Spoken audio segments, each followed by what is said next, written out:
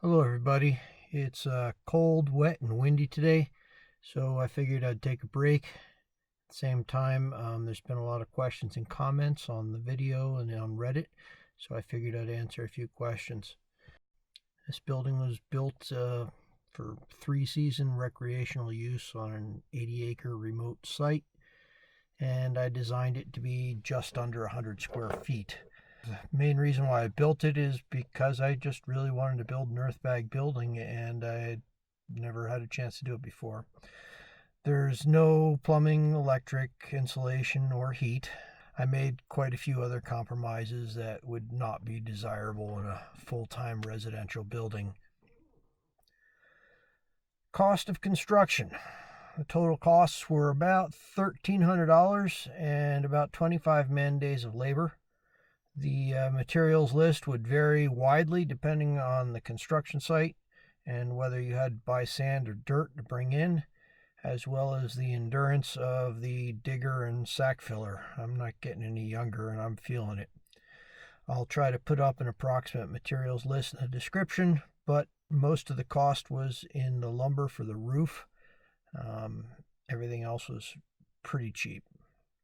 There have been numerous comments and questions about the stability of the building. The most common regards putting barbed wire in between the bag layers.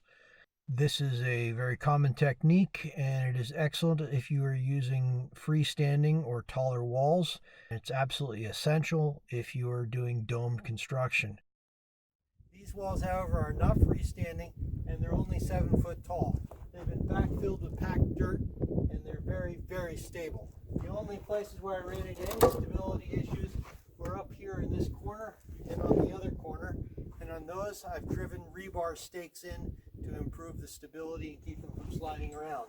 The bottom 3 to 4 feet of wall are backed with undisturbed and very stable hard packed soil. The upper 3 feet are bermed with packed soil out to 18 inches thick at the top, the drip line of the roof, and the berm slope leaning outwards is at the natural slope of dry sand, although I'll probably improve that over the next couple of days as I work on the exterior landscaping.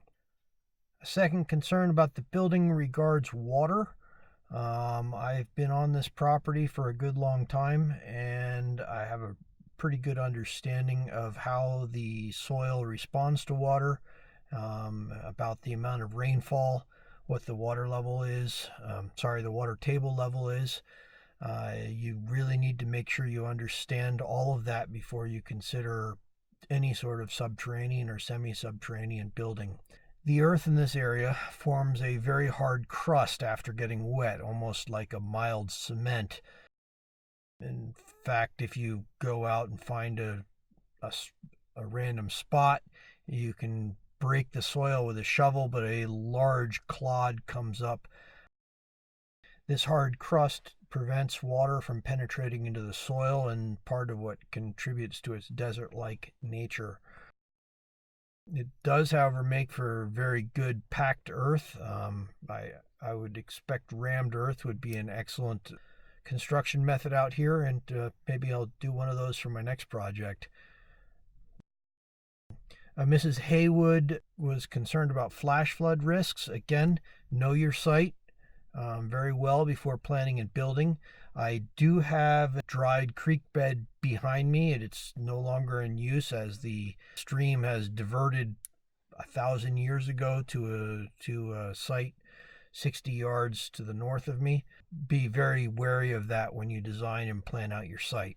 Someone has posted up about polyethylene bags deteriorating over time.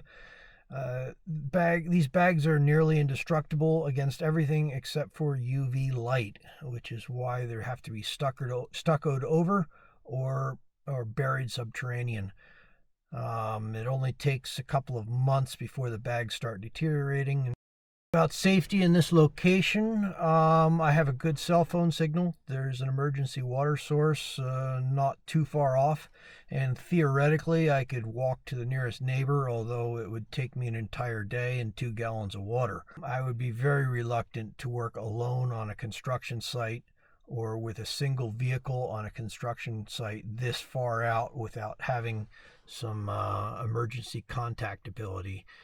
You don't want to turn a single problem, a minor or fairly serious injury, into a death sentence by not having a way to back out. Green bags versus white bags. The white bags were a gift from someone who no longer needed them. I ordered the green bags and had them delivered in town. It did turn out that the green bags were a little bit better quality, but both sets worked just fine.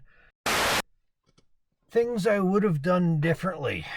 First of all, especially for a bermed construction, I should have put more planning into how the bags terminate.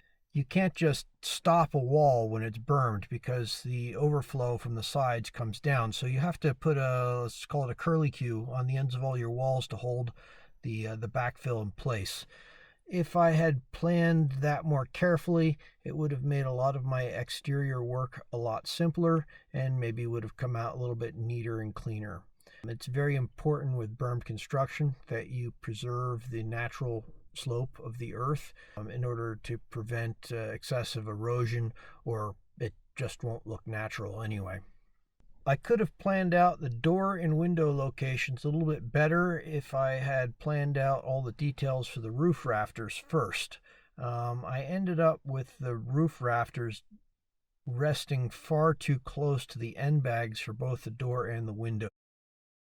This could lead to problems with settling in the future. And on the same note, a bond beam around the sill plate would have been an excellent addition, and the sill plate should have been double stacked. I compromised on that because I didn't have the materials and I'm trying to keep the budget down. I may regret that in a few years. Additionally, covering the sill plate with an extra layer of bags and stuccoing all the way to the plate of the roof would have increased the stability and probably the looks of the interior of the building. I dug out the walls and filled the bags and stacked them simultaneously. This is a huge savings in labor, but it is not really ideal in terms of construction. It makes leveling the wall a lot more difficult, makes the accuracy of the layout of the walls a lot more difficult, and it ended up causing some problems later on when I ran into shale and could not effectively make the building completely round. This ended up causing problems with the shape of the doorway and the shape of the building in its entirety, which then led to problems with a octagonal roof sitting on a not exactly circular building. These are pretty much the compromises of construction sometimes, especially hand-built construction. I suppose I could have dug a deeper foundation and put in drainage. This would have added maybe a week of labor to the job. I'm not entirely convinced it would have added to the building's quality. Those walls are currently sitting probably 6 to 8 inches above the bedrock layer around here. I absolutely hate the black roofing material. It sticks out like a sore thumb in the middle of the desert. I might sand it over, or someday I might replace it with something a little more natural colored. I even considered stuccoing over it. I haven't decided what I'm going to do about that yet. I'm probably reaching the end of my time budget on this project. We'll see how it works out. Nomad made the suggestion of cutting a kerf in the boards where they contact the walls and sliding in flashing to prevent future air leaks. This is a great idea. He also recommended putting nails into the board side where the concrete meets. This is also a great idea. I did put nails and screws on the insides of several of the boards on the door frame. It didn't show up in the video.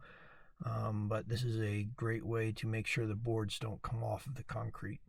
This is probably about the largest project I would want to do solo without the help of a backhoe. Maybe if I was a younger man, but I'm not. Finally, I'd like to thank everybody for taking the time out to watch my videos and to leave comments. I really appreciate that. I have a few more days of videos left to make on this job. I will first of all concentrate on finishing off a few of the small details and getting the landscaping done. And then maybe I'll get to build some furniture for the interior. Thanks for watching.